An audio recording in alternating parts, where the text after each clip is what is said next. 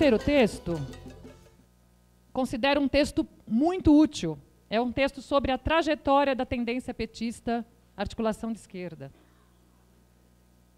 Nós que somos mais antigos, às vezes nos esquecemos que grande parte dos filiados hoje do partido, mas mesmo grande parte dos que estão aqui, dos filiados à AE, né, dos militantes da articulação de esquerda, entrou no partido quando essa história já estava em curso. E é muito comum que nós mesmos, muitas vezes, nós da articulação de esquerda, muitas vezes, desconheçamos a nossa história.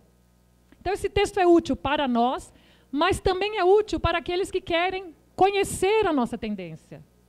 E para conhecer a nossa tendência, como para conhecer qualquer coisa, entender o processo na qual ela se constituiu é fundamental. O processo histórico na qual ela se constituiu diz muito do que somos hoje e de por que somos o que somos.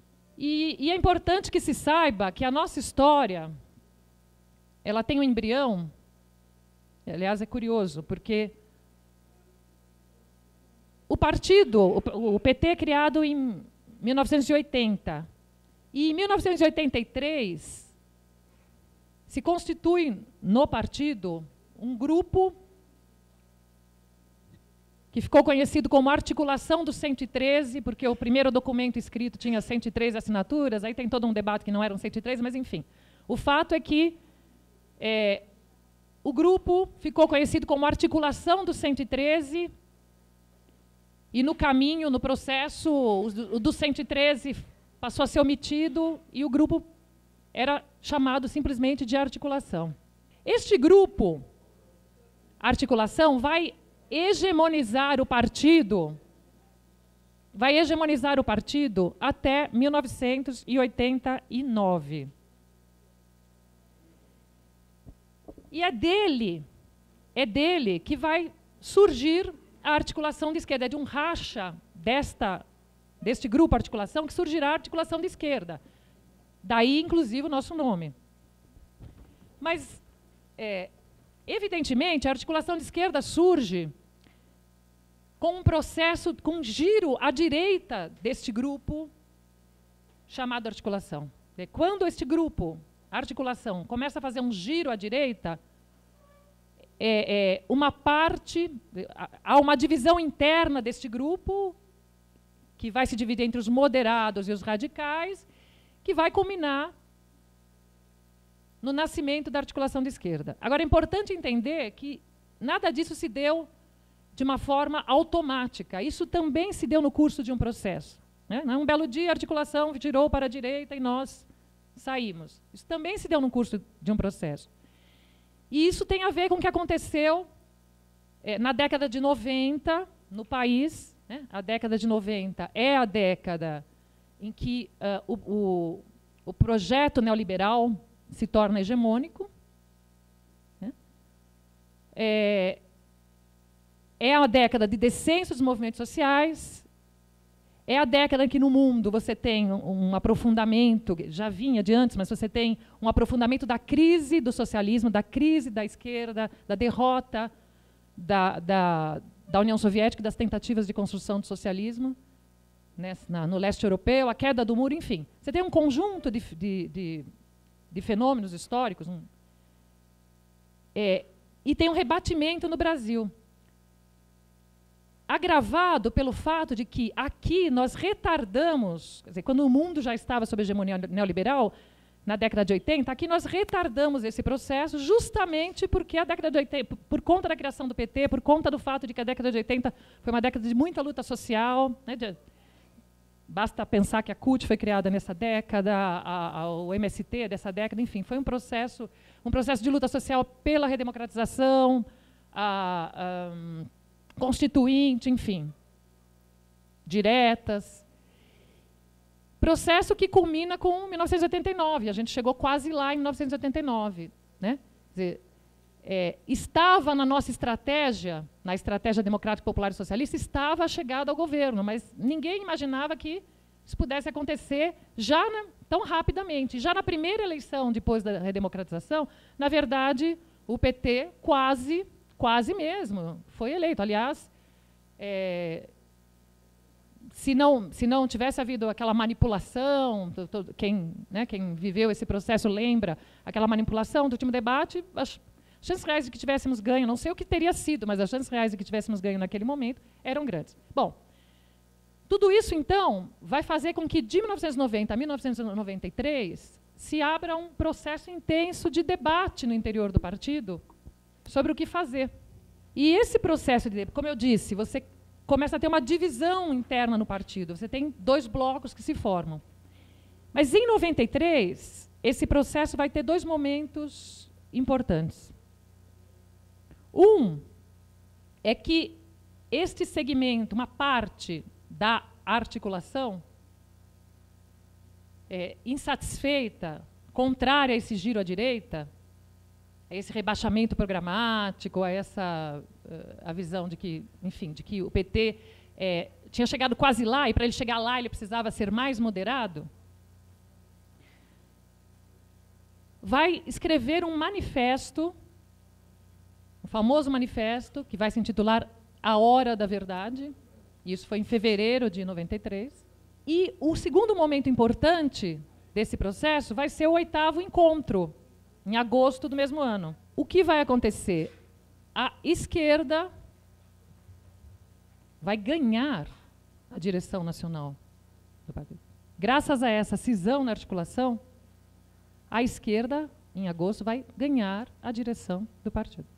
Em agosto, a esquerda ganha a direção nacional do partido. Na verdade, vocês devem lembrar disso, o Lula é eleito um consenso, ele não estava em chapa nenhuma, mas o Lula é eleito presidente do partido, e o vice era da Hora da Verdade, né? Era signatário do manifesto, era o Rui Falcão. E quando o Lula sai, se licencia em 94 para ser, o Rui Falcão se torna presidente do partido, né? E era o nosso principal quadro político naquela época. E em setembro desse ano, nós fundamos, mais precisamente 18 e 19 de setembro de 93, nós fundamos a Articulação de Esquerda. Nós, no texto, para efeitos também de compreensão desse processo, vamos dividir essa história da Articulação de Esquerda, que começa então em 93, em 4 períodos. De 93 a 95, justamente quando nós dirigimos a maioria do Diretório Nacional do PT. Em 95, como já foi dito aqui, a esquerda vai perder esta maioria no diretório, mas vai perder por muito pouco.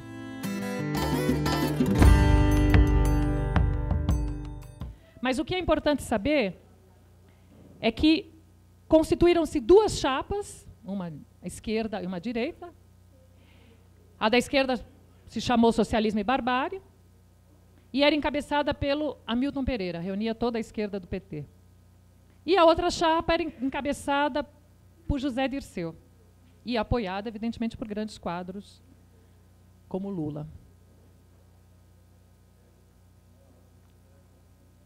Foi uma disputa extremamente acirrada nesse 10º encontro. Tanto é que a chapa da direita ganhou, mas por 2 votos.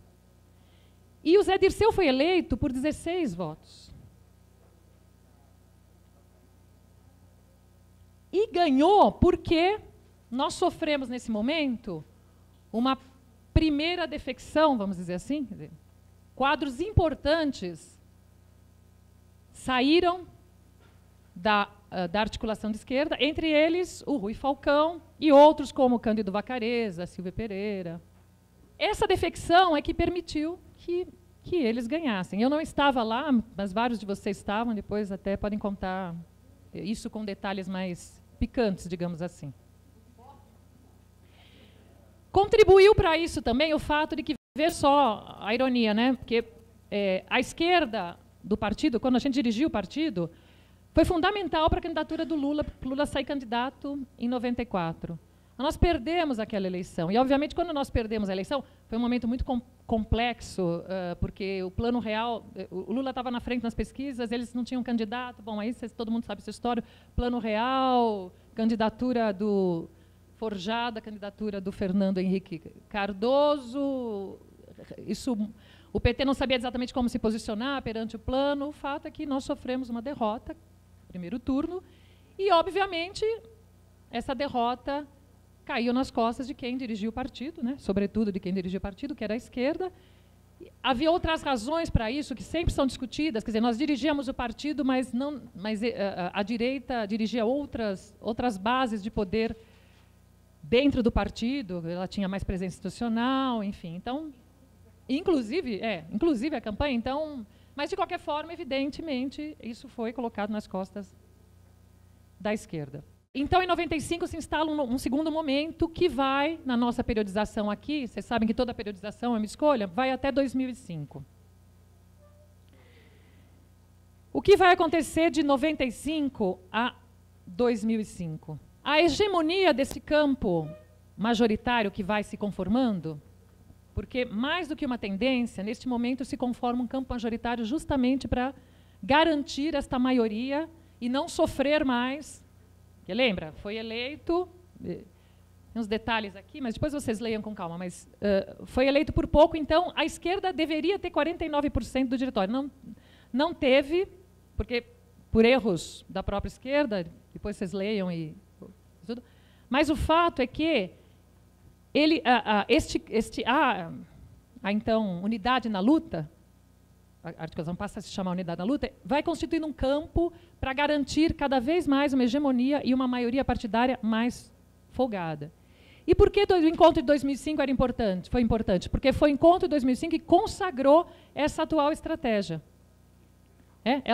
Ela consagra nas resoluções essa estratégia na qual nós estamos batendo desde o começo aqui do nosso debate, que era uma estratégia que, tudo bem, mantinha lá o socialismo como objetivo estratégico, mas que, na prática, deixava de apontar para o anticapitalismo, passava a ser uma estratégia para superar o neoliberalismo e não mais o capitalismo, passava a ser uma estratégia que permitia amplas alianças, inclusive alianças com setores da burguesia, e que nós sabemos que, no fim das contas, virou aliança até com setores do capital financeiro, e substituía essa luta pelo poder por uma luta para chegar ao governo. Como se, chegando ao governo, nós pudéssemos, a partir daí, fazer todas as mudanças. Bom, enfim, isso nós discutimos bastante amanhã. Mas 95 é um marco importante, porque 95 consagra formalmente, formaliza esta estratégia. O que aconteceu com a articulação de esquerda nesse momento?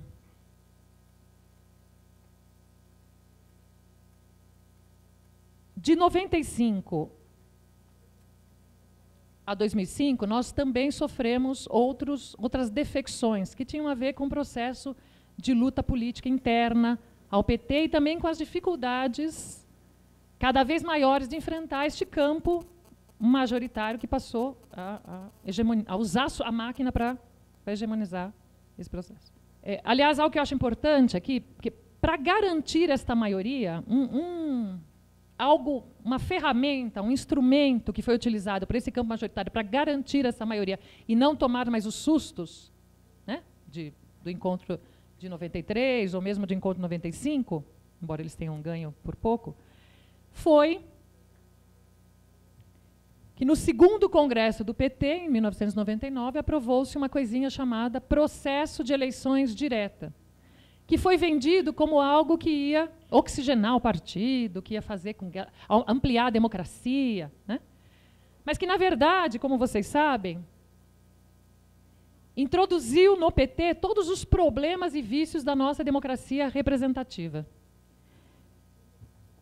Primeiro, que esvaziou o debate no Congresso. Se antes digamos que as direções eram eleitas a quente no processo de debate do Congresso, elas passaram a ser eleitas pelo filiado que ia lá, assinava a lista, punha o seu votinho e ia para sua casa. E podia não ter lido tese nenhuma.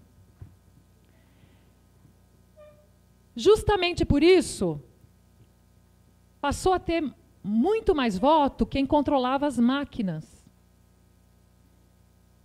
Seja para... Né, isso está no texto, todo mundo conhece esse processo. Seja para mobilizar, seja para filiar, seja para mobilizar os filiados no dia da votação, as famosas vans, combis, seja para pagar coletivamente as contribuições das pessoas. Então, quem tinha essas máquinas, deputado, né? E, obviamente, eleitos dessa forma,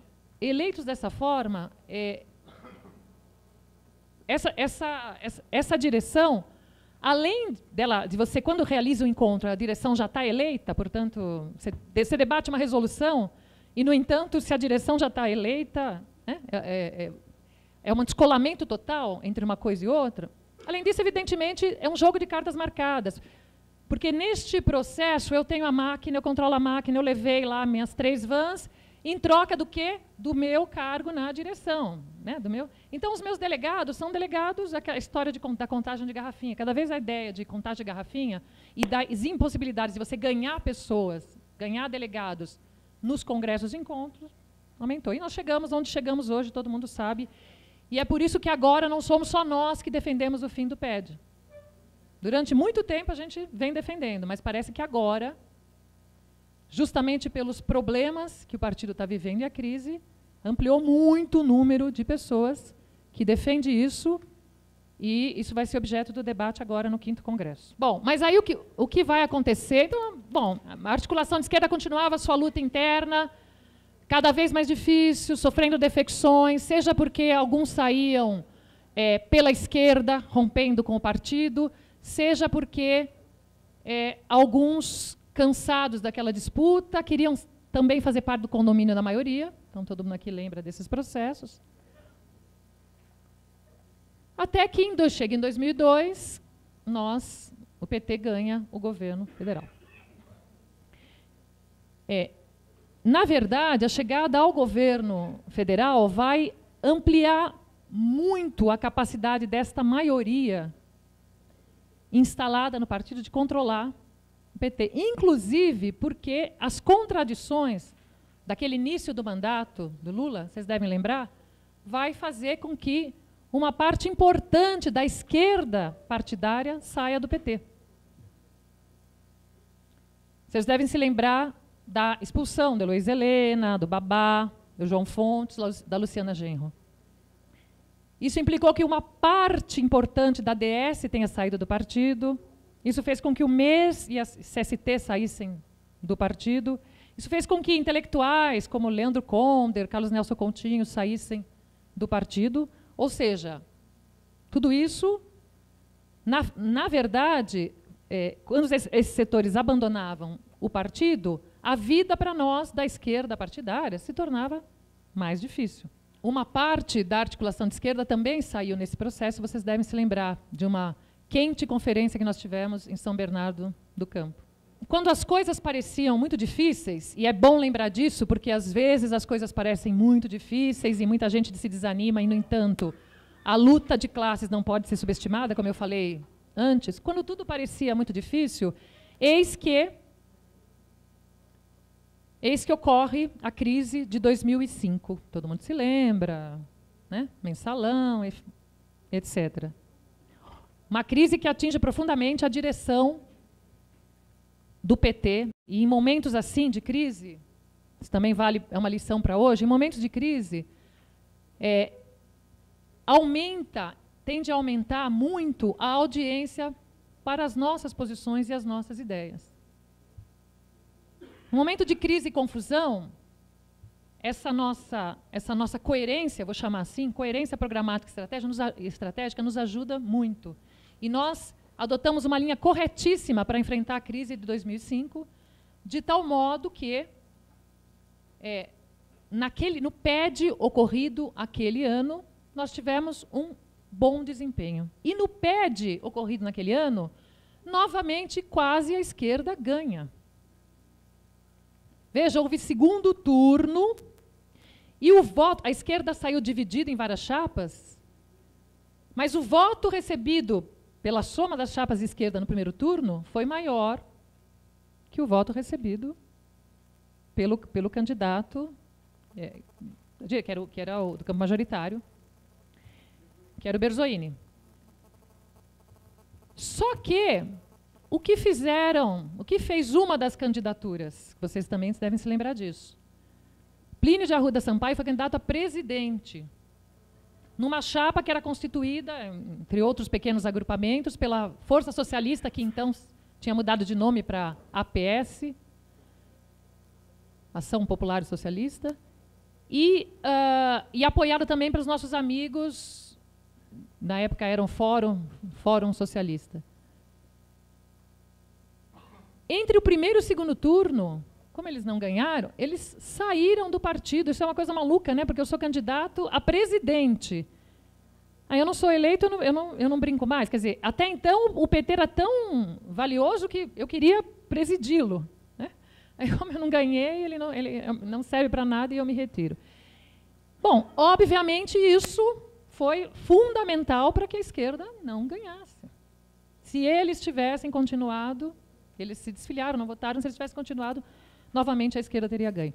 Mas, de qualquer maneira, de 2005 a 2007, este é o terceiro momento dessa nossa história dessa nossa história da articulação de esquerda, esse foi o momento em que nós tínhamos 2 secretarias no partido, mas tínhamos uma influência política até maior, e nenhuma força política sozinha hegemonizava o partido. Então, o ambiente no partido estava melhor, mais democrático, mais coletivo, uma direção mais coletiva. E o que aconteceu nesse momento também? Todos devem se lembrar. A saída da crise foi uma saída pela esquerda.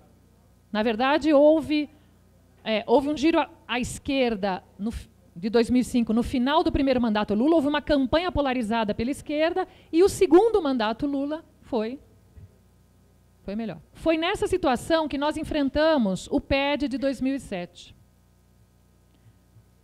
No PED de 2007, a articulação de esquerda não perdeu muitos votos.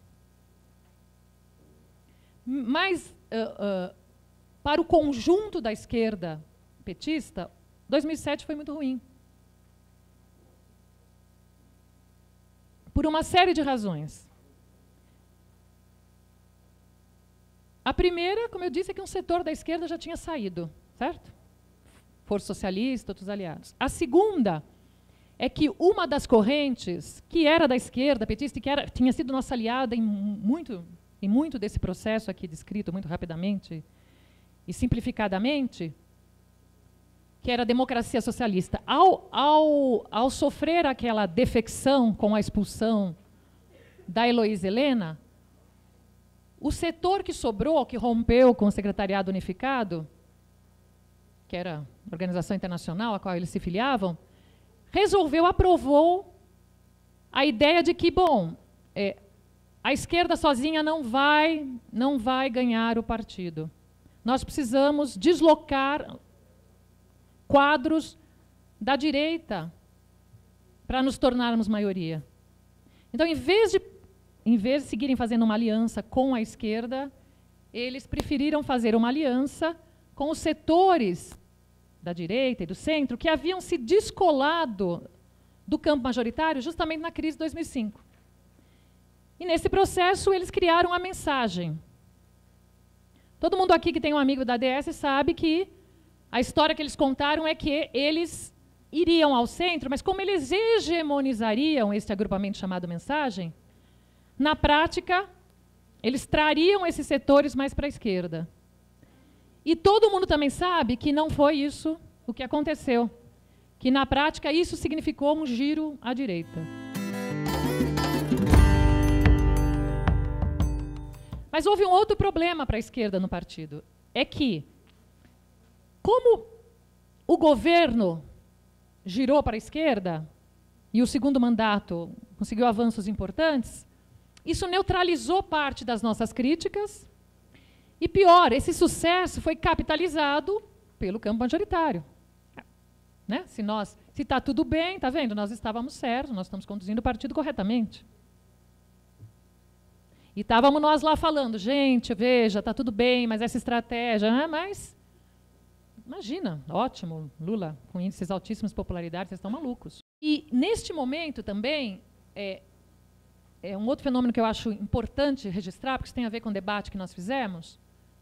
Veja, estava tudo dando certo. Então, se na crise de 2005 muitos falavam em mudança de estratégia, em mudar as formas de organizar o PT, em reatar com os movimentos sociais, vocês devem lembrar da resolução do 3º Congresso de 2009, é super avançada. Eles incorporaram até as nossas teses sobre socialismo. Super avançada. Se tinha isso, com esse processo, como parecia que estava tudo bem, estava dando tudo certo, as pessoas começaram, quer dizer, no interior do partido, o discurso passou a ser de que não tinha que mudar a estratégia, está dando certo. Então, está vendo, nós tínhamos, essa estratégia estava corretíssima. E como o texto diz, na prática, o campo majoritário deixou, inclusive, de formular a respeito dessa estratégia. Porque, veja, havia uma formulação lá de 95, deixou de formular. Essa estratégia passou a ser quase inercial. Quem começou a tentar formular sobre essa estratégia foi a mensagem. A mensagem vai recuperar a ideia da Revolução Democrática, que é uma formulação, salvo engano, do 1º Congresso. Mas que tinha até um outro sentido, ela vai recauchutar a Revolução Democrática como se aquilo que nós estávamos fazendo naquele 2º mandato já fosse em si a própria Revolução Democrática. E aí nós chegamos ao momento atual, ou seja, eu estou acabando mesmo. Que na nossa periodização vai de 2007 até os dias de hoje. Nós enfrentamos, a partir de então, o PED de 2009 e o PED de 2013. E todos aqui, como isso é muito recente, todos aqui se lembram do que aconteceu nesse processo. Então, vejam, as condições, insisto, as condições de disputa no interior do PT, para a esquerda, nessa historinha que eu contei, num certo sentido, se tornaram mais difíceis do que já foram. Mas, contraditoriamente, este campo majoritário que deixou de formular, que seguiu inercialmente com uma estratégia e deixou de formular a respeito dela, e que cada vez, inclusive, foi se tornando mais e mais um campo de negociação em torno de acordos, de espaços nos governos, não é isso? Importava menos a discussão política, inclusive com muitas divergências no seu interior. Contraditoriamente, tem uma grande divisão entre eles, interna, não tem uma formulação, segue-se uma estratégia, mas, na verdade, não existe uma discussão e uma formulação a respeito disso, não se enfrentou esse debate estratégico. Uma maioria costurada, muito comum, vocês sabem disso, nos últimos PEDs, então você tem candidaturas praticamente únicas, quer dizer, você tem um processo de disputa interna que foi criado com essa história de que era para oxigenar, e depois você faz, como em São Paulo, uma candidatura quase única. Não me lembro agora o percentual, talvez o Lício saiba, 90% o atual presidente teve emitido, porque foi apoiado por todas as chapas. Mas, contraditoriamente, essa supermaioria que se constituiu hoje no PT, não construiu, por conta de tudo isso, uma hegemonia clara. E levou o partido até onde estamos. O fato de que você teve uma super maioria no interior do PT e que diminuiu no interior do PT a força da esquerda, explica, em grande medida, essa barafunda em que nos metemos. E eu não vou aqui repetir, eu vou discutir. Nós discutimos muito isso pela manhã, não vou aqui insistir. O que retoma não só a importância, mas as possibilidades de que a esquerda cresça novamente. E reforça algo fundamental, que é a importância da existência da articulação de esquerda. Quer dizer, aqueles que desistiram do PT estavam errados. Aqueles que desistiram de disputar por dentro o PT estavam e estão errados. Porque eles estão tentando disputar de fora do PT agora. Não é isso que eles fazem o tempo todo? E não seria melhor se tivessem permanecido? Então, a posição da articulação de esquerda Foi correta, foi importante, a disputa foi dura, faz com que muitos de nós, muitas vezes, dizem, para que a gente continuar? Foi importante. Importante, e agora, certamente, cumpriremos um papel fundamental. Por fim, o quarto texto é o regimento interno. Eu não vou apresentar o regimento interno. O regimento interno deve ser lido e conhecido por todos. É obrigação de qualquer militante da articulação de esquerda ler o regimento. Nós vamos, evidentemente, discuti-lo, aprovar emendas, né? E é importante apresentar o nosso regimento quando a gente for convidar os companheiros para entrar na articulação de esquerda, porque tenho certeza que neste processo de acirramento da luta social e de encerramento da disputa dos rumos do PT, muitos companheiros vão cerrar fileiras conosco. Daí que conhecer o regimento é algo importante.